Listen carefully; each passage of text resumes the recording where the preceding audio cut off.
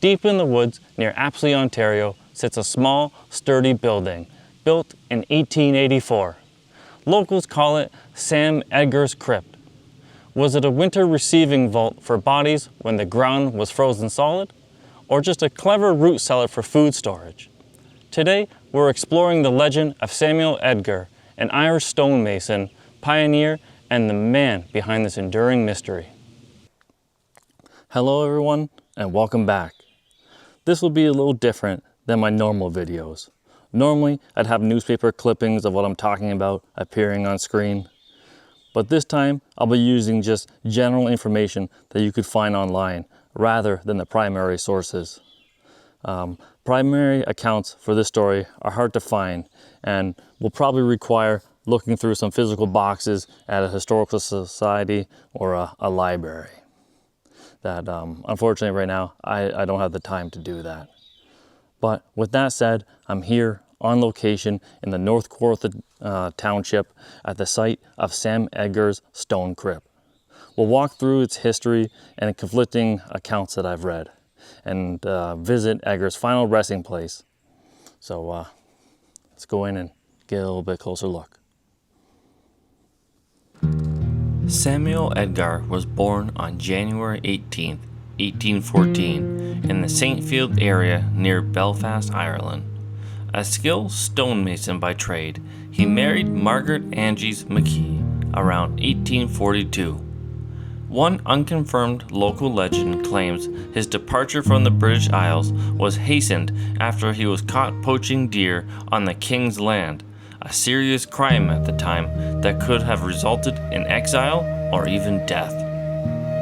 Whether true or not, it adds a colorful outlaw flair to the pioneer story. In 1860, the family emigrated aboard the ship City of Baltimore from Liverpool to New York, eventually settling in the Apsley area of Ontario around 1865. Edgar reportedly scouted the land ahead of his family, building a basic timber cottage. By the 1880s, at nearly 70 years old, he began to work on this impressive stone structure on land tied to an early Methodist church site that later became a pioneer cemetery. So this here is Sam Edgar's crypt. You can see they put a plaque here, built 1884. Inside here, really dark and leafy. Wouldn't really want to be climbing through there. And as we come around the side, this here all used to be farmland. You know, the trees have retaken the land now, but it's hard to imagine. This all used to be plowed land. And somewhere back there, there's unmarked graves now. Apparently a lot of the headstones have been moved to the cemetery, but the bodies were left there. Sort of depends on what you read. And I'll give you guys a look at the roof here.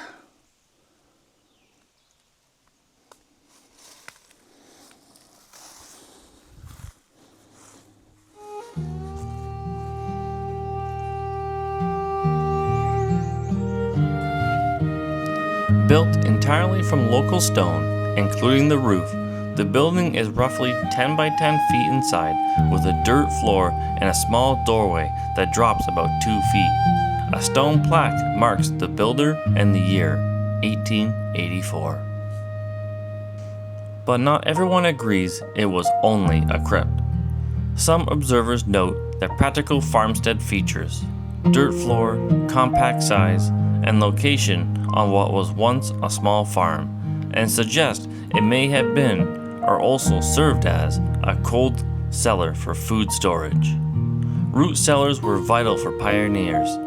The sturdy stone construction would excel at keeping things cool year-round. It's possible Edgar designed it with dual purpose in mind: practical storage plus a future family vault. Like I said, I wasn't able to find any definitive contemporary documents like a deed or letter that survived to settle the debate. so maybe that's something I can look into for a possible follow-up video. Here we are at the Apsley Union Cemetery. Somewhere in here, Edgar is buried.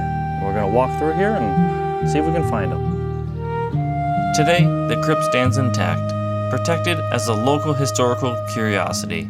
Nearby pioneer graves were mostly relocated in 1972, but the site retains its quiet mystery. If you're in the Apsley area, it's a fascinating stop. For over 140 years later, Sam Edgar's stone crypt still stands. It's a testament to one man's craftsmanship and the harsh realities of pioneer life. And here he is, Samuel Edgar. It's very hard to read, but it says, "In memory of Samuel Edgar, died January 30th, 1887, age 73 years old. His wife is also here with him, Margaret, died July 10th, 1904, 83 years old." So we'll end the video here in the Union Cemetery in Apsley. Samuel's buried here along with his wife. I hope you enjoyed this video, and thank you for watching.